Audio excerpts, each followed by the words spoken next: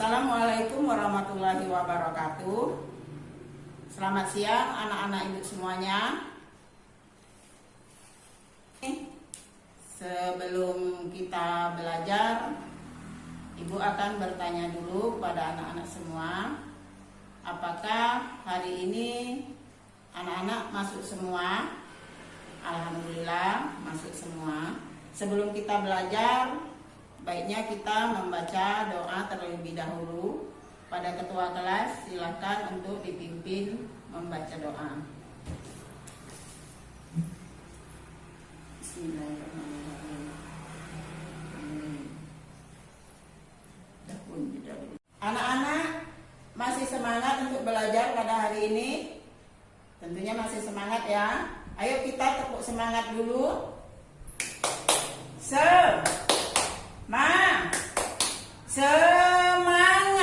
Semangat semuanya. Oke, alhamdulillah sudah semangat. Kita akan belajar pada hari ini dengan tema udara bersih, subtemanya menanam pohon.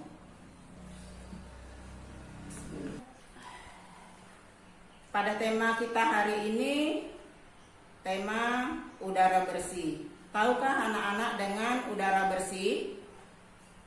Ya, udara bersih itu semua makhluk hidup memerlukan oksigen untuk bernapas.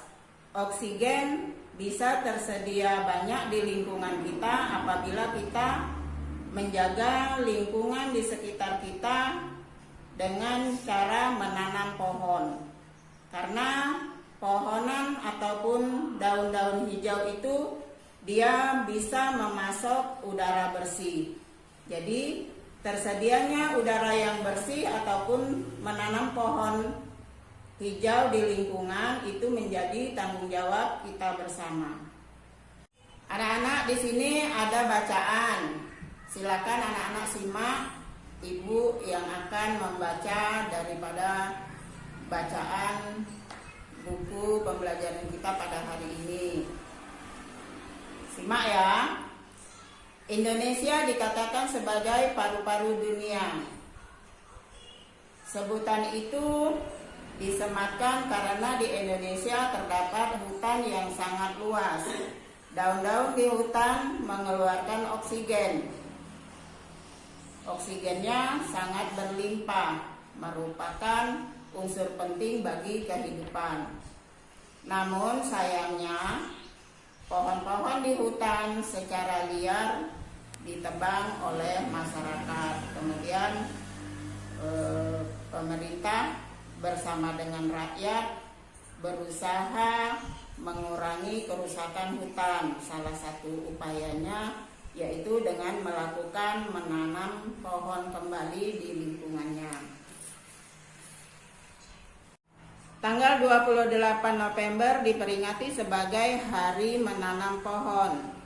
Kegiatan Hari Menanam Pohon pada tahun 2015 diawali sejak tanggal 26 November. Presiden melakukan penanaman di Taman Hutan Rakyat Sultan Adam, Kalimantan Selatan. Ada 10.000 pohon ditanam di hutan itu. Pohon yang ditanam pun bermacam-macam, termasuk pohon-pohon yang buahnya juga bisa dimakan atau dimanfaatkan. Kita dapat berperan serta untuk mengembalikan paru-paru dunia. Menanam pohon tidak hanya dapat dilakukan di hutan, kita juga dapat menanam pohon di lingkungan sekitar kita. Semakin banyak pohon di lingkungan kita, semakin banyak pasokan oksigen bagi kehidupan.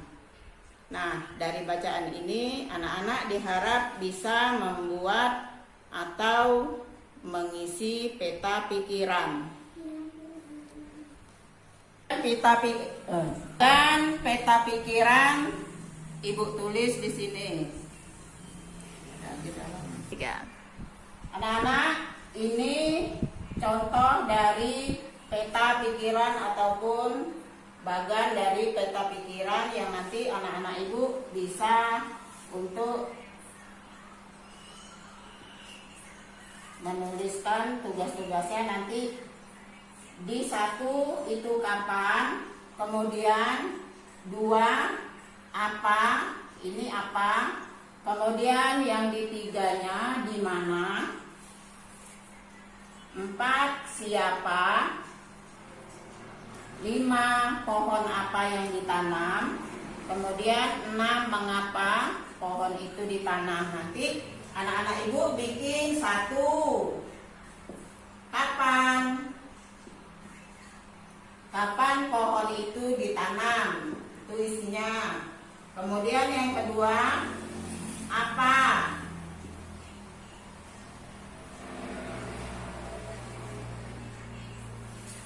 ini di sini apa yang dilakukan.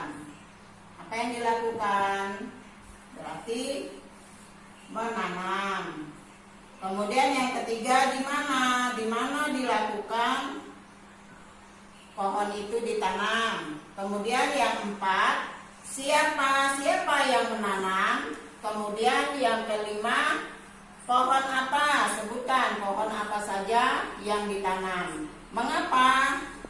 Yang keenam mengapa pohon itu ditanam di lingkungan. Itu mengapa? Itu nanti anak-anak ibu silakan dibikin kolomnya ini 1 sampai 6, bagannya juga dibikin.